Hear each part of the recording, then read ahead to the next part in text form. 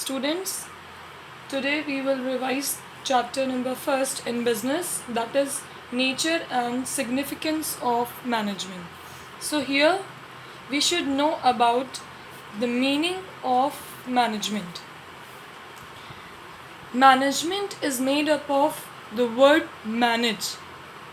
जैसे आपको पता है कि हर ऑर्गेनाइजेशन में, हर कंपनीज़ में, हर ऑफिसेज़ में मैनेजर्स होते हैं जिनका वर्क होता है टू मैनेज द वर्क. तो जो मैनेजर्स होते हैं वो जितने भी टास्क होते हैं, जितने भी कंपनी से रिलेटेड टारगेट्स होते हैं, उनको मैनेज करते हैं. तो मैनेजमेंट का मतलब क्या हुआ? It is a process of getting things done with the aim of achieving goals effectively and efficiently. Means कि मैनेजमेंट का वर्क होता है कि जो भी टास्क हमें मिले हैं, जो भी हमारे कंपनी के ऑब्जेक्टिव्स हैं, उनको हम एफिशिएंटली और इफ़ेक्टिवली उस टास्क को कंप्लीट करें. अब यहाँ दो बातें आती हैं. एक कह रहा है इफ़ेक्टिवली और सेकेंड है आपका एफिशिएंटली. मैनेजमेंट इफ़ेक्टिवली और एफिशिएंटली ये दोनों पे वर्क करता है. इफ़ेक्टिवली मीन्स ये फोकस करते हैं completing the task with in a time. Means कि जो भी हमें टास्क मिला है, जो भी हमारे कंपनीज़ के टारगेट्स हैं, उनको हम ऑन टाइम कंप्लीट करें. It means it focuses on completing the task with in a time. ये टाइम पे फोकस करते हैं. दूसरी तरफ है हमारा एफिशिएंटली. एफिशिएंटली कहता है कि completing the task with minimum cost. ये फोकस करते हैं मिनिमम कॉस्ट पे. तो ये जो मैनेजमेंट है वो इफ़ेक्टिवली और एफिशिएंटली इन दोनों पे वर्क करता है. जो भी हमारे टास्क हैं वो ऑन टाइम कंप्लीट हों, जो भी हमारे ऑब्जेक्टिव्स हैं, जितना हमने टाइम रखा है, और जो भी हमारे टास्क हैं उसके लिए ही हम वर्क करें. ऑन टाइम हमारे टारगेट्स कंप्लीट हों विद मिनिमम कॉस्ट. कम से कम जितनी भी हमारी कॉस्ट आ सके, जितना हम पॉसिबल करें उतना कॉस्ट हमारी कम है. completing the task on time with minimum cost. And management is a process in which all the managers have to complete the task effectively and efficiently. So this is the meaning of management. अगर हम management के concepts की बात करें, तो सबसे पहले आता है इट इज़ अ प्रोसेस. जैसे अभी हमने बताया कि management is a process.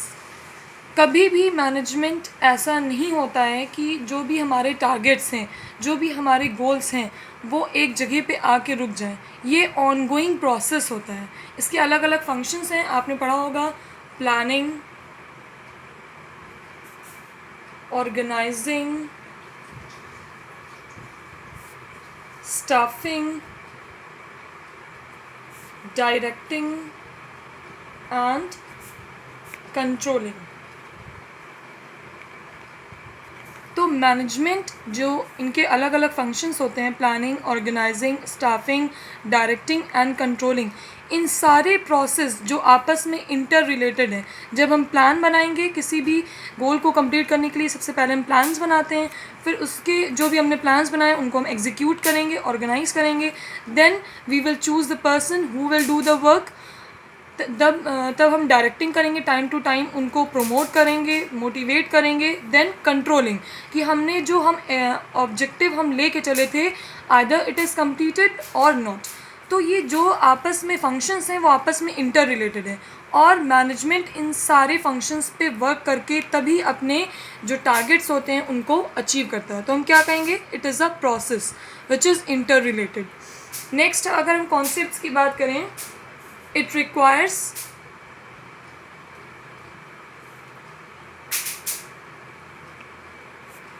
effective performance. Effective performance, अभी जैसे हमने बताया कि इफ़ेक्टिव से क्या मतलब है कि मैनेजमेंट जो भी हमारे टास्क मिले हैं उनको हम ऑन टाइम कंप्लीट करें. फॉर एग्ज़ाम्पल अगर कोई फर्म अगर कोई फर्म अपने प्रोडक्शन पे वर्क कर रही है और उसने उस प्रोडक्शन को ऑन टाइम कंप्लीट कर लिया है, तब हम क्या कहेंगे? The firm is said to be effective. और अगर नेक्स्ट है हमारा एफिशिएंसी। कोई फर्म है जो ये देखती है कि हमारे जो भी इनपुट्स हैं, जो भी रॉ मटेरियल्स हैं, लेबर का जितना भी कॉस्ट आ रहा है वो कम से कम हो। इट मीन्स उस प्रोडक्शन में लगने के जितने भी सारे इनपुट्स हैं, जैसे हमारे रॉ मटेरियल्स हो गए, हमारा इनपुट्स हो गए, हमारे इक्विपमेंट्स हो गए, हमारे लेबर्स हो गए, उनकी कॉस्ट कम से कम आए। It means focuses on minimum cost. तब हम क्या कहेंगे कि वो फर्म क्या है? एफिशिएंट है। और मैनेजमेंट इन सारे चीज़ों पे वर्क करके तब वो अपने टारगेट्स को कंप्लीट करता है। It is a process and it requires effective performance and it should be efficient also. Effectiveness और एफिशिएंसी, इन दोनों पे जब मैनेजमेंट वर्क करेगा तभी उसको टारगेट अचीव हो सकते हैं। अगर हम कैरेक्टरिस्टिक्स की बात करें तो कैरेक्टरिस्टिक्स मैनेजमेंट के क्या क्या होंगे? लेट्स सी।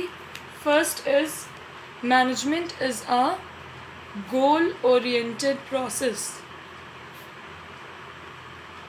जैसे कि नाम से आप समझ रहे होंगे, गोल ओरिएंटेड प्रोसेस।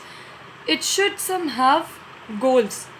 जो भी मैनेजमेंट होते हैं उनके पास कुछ ना कुछ टारगेट्स या गोल होना ज़रूरी है, जो कि सारे गोल्स सिंपल और क्लियरली होने चाहिए।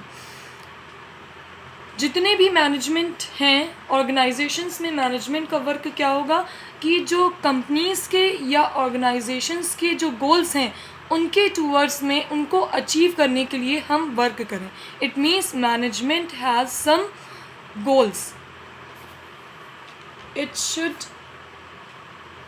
Have some goals. ऐसे गोल्स मैनेजमेंट के होने चाहिए जिस पे ऑर्गेनाइजेशंस के जितने भी मेंबर्स हैं, जो एम्प्लॉयज़ हैं, वर्कर्स हैं, टॉप मैनेजमेंट हैं या मिडिल मैनेजमेंट हैं, वो जितने भी मेंबर्स ऑर्गेनाइजेशंस के होंगे उन टास्क को, उन गोल्स को कंप्लीट करने का उनका वर्क होगा। Next is it is pervasive. Management is all pervasive. Pervasive means universal. Management organisation चाहे हमारा छोटा हो या बड़ा हो, प्रॉफिट मेकिंग ऑर्गेनाइजेशन हो या नॉन प्रॉफिट मेकिंग ऑर्गेनाइजेशन हो, सब के लिए मैनेजमेंट हमारा कॉमन होगा, यूनिवर्सल होगा, या हम कहें सेम होगा, चाहे वो इकोनॉमिक में हम हो, चाहे सोशल हो, चाहे पॉलिटिकल हो। मैनेजमेंट का वर्क कभी भी चेंज नहीं होगा। जो भी मैनेजमेंट है वो सब के लिए यूनिवर्सल, सेम या हम कहें कॉमन होगा। थर्ड कैरेक्टरिस्टिक्स की अगर हम बात करें तो थर्ड है हमारा management is a multi dimensional. Multi dimensional means management क्या है? जो अलग अलग जगह पर अलग अलग उस पर वर्क करेगा। फर्स्ट है हमारा management of work, management of people, and third one is management of operations. Management of work क्या कहता है? जैसे कि आपको पता होगा कि अलग अलग ऑर्गेनाइजेशंस में, अलग अलग कंपनीज़ में अलग अलग वर्क होते हैं। अगर हम स्कूल के रिस्पेक्टिव में देखें तो स्कूल का वर्क क्या होता है? एजुकेशन प्रोवाइड करना। फैक्ट्री का क्या वर्क होता है? प्रोडक्शन करना। हॉस्पिटल का वर्क क्या होता है? कि अपने पेशेंट्स को ट्रीट करना। तो ये हो गए अलग अलग ऑर्गेनाइजेशन में अलग अलग वर्क। स्कूल का वर्क एजुकेशन करना, और हॉस्पिटल का वर्क हो गया पेशेंट को ट्रीट करना। तो ये जो अलग अलग वर्क हैं अलग अलग ऑर्गेनाइजेशंस के, यही वर्क मैनेजमेंट की सी में देखें तो ये वर्क क्या बन जाएंगे? हमारे टारगेट्स बन जाएंगे। टारगेट्स या गोल्स या ऑब्जेक्टिव्स। जो अलग अलग ऑर्गेनाइजेशन में वर्क हैं हमारे, वही वर्क मैनेजमेंट के लिए हमारे क्या बन गए हैं? टारगेट्स। इट मीन्स कि अगर हम स्कूल के रिस्पेक्टिव में बात करें कि स्कूल का काम होता है एजुकेशन प्रोवाइड करना। तो मैनेजमेंट यहाँ किस पे वर्क करेगा कि हम किस तरह से बच्चों को एजुकेट करें, किस तरह से बच्चों में वो सारी फैसिलिटीज़ दें जिससे वो एजुकेट हो सकें। तो मैनेजमेंट का वर्क क्या है, यहाँ जो वर्क होता है वो मैनेजमेंट के लिए टारगेट्स बन जाते हैं और जितने भी मैनेजमेंट के फंक्शंस होते हैं वो उस टारगेट को अचीव करने में लग जाते हैं। नेक्स्ट है हमारा मैनेजमेंट ऑफ पीपल। हमने टारगेट्स तो देख लिए कि हमको क्या करना है, हमारा क्या वर्क है, किस चीज़ को हमें अचीव करना है, लेकिन हमें ये भी तो पता होना चाहिए कि कौन सारे डिपार्टमेंट्स हैं, कौन सारे ऐसे पीपल हैं जो हमको इस टारगेट को अचीव करने में हेल्प करेंगे। तो यहाँ हम अलग अलग पीपल के क्वालिफ़िकेशन के बेसिस पे, क्वालिफ़िकेशन पे हम ये देखेंगे कि कौन सारे ऐसे पीपल हैं जो हमारे टारगेट्स को अचीव कर पाएंगे। अगर फाइनेंशियल बेसिस है तो फाइनेंशियल जो डिपार्टमेंट है हम उसको देंगे, अगर मार्केटिंग से रिलेटेड है तो मार्केट डिपार्टमेंट जो है हमारा हम उसको डिस्ट्रीब्यूट करेंगे। इट मीन्स कि वर्क असाइन करने के बाद हम ऐसे डिपार्टमेंट, ऐसे पीपल को देखेंगे जो इन सारे टारगेट्स को अचीव करने में हमारी मतलब मैनेजमेंट की वर्क हेल्प करेंगे। नेक्स्ट है हमारा management of operations. Management of operations में वर्क और पीपल दोनों कंबाइन हो जाएंगे। वर्क और पीपल हमारे ऑपरेशंस में दोनों कंबाइन हो जाएंगे। ऑपरेट करना मतलब जो भी हमने प्लान्स बनाए हैं अब उसको एग्जीक्यूट करना है, उसको ऑपरेट करना है। तो कैसे करेंगे, हमें वर्क पता है कि हमें स्कूल, फॉर एग्ज़ाम्पल अगर स्कूल को हमने एग्ज़ाम्पल, तो स्कूल का वर्क होता है एजुकेशन प्रोवाइड करना, और हमें पता है कि पीपल हमें कौन सारे ऐसे पीपल्स हैं, हमें मैनेजमेंट में किस तरह लोगों को चाहिए जो हमारे एजुकेशन के टारगेट को अचीव करने में हेल्प करेंगे। तो ऑपरेशंस में हम वर्क और पीपल दोनों को कंबाइन करके आगे देखेंगे कि हमारे किससे ऑब्जेक्टिव्स अचीव हम कर सकते हैं। नेक्स्ट हमारा कैरेक्टरिस्टिक है, it is a continuous process. अगर आपको याद हो तो 11th में आप ऑलरेडी पढ़ चुके हैं कि business is a continuous process. Same with this management is also a continuous process. कभी भी मैनेजमेंट का वर्क, मैनेजर्स का वर्क कभी भी रुकता नहीं है। It is a ongoing process. जितने भी हमारे फंक्शंस हैं, planning, organising, staffing, directing, controlling, ये इनका वर्क आपस में चलता रहता है। एक टारगेट कंप्लीट हो गया, एक टारगेट को अचीव कर लिया तो उसके बाद नेक्स्ट टारगेट। तो ये क्या है, ये कॉन्टिन्यूस प्रोसेस है, ये ऑनगोइंग प्रोसेस है जो कभी फ्यूचर में कभी रुकने वाला नहीं है। That's why we are called as it is a continuous process. Next characteristic is it is a group activity.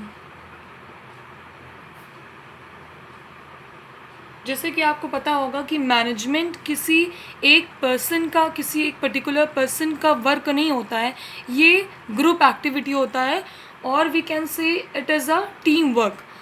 चाहे वो टॉप लेवल मैनेजमेंट हो, चाहे मिडिल लेवल मैनेजमेंट हो, या फिर लो लेवल मैनेजमेंट हो, ये जब तक सारे पर्सन, सारे डिपार्टमेंट के पर्सन इंक्लूड नहीं होंगे, सारे डिपार्टमेंट के पर्सन इंक्लूड होके ग्रुप एक्टिविटी में वर्क नहीं करेंगे, तब तक मैनेजमेंट ने जो भी टारगेट्स या जो भी टास्क रखा है वो हम अचीव नहीं कर पाएंगे। किसी एक खाली एक डिपार्टमेंट के बस का बात नहीं है कि मैनेजमेंट के जो हमारे टारगेट्स हैं वो हम अचीव कर सकें।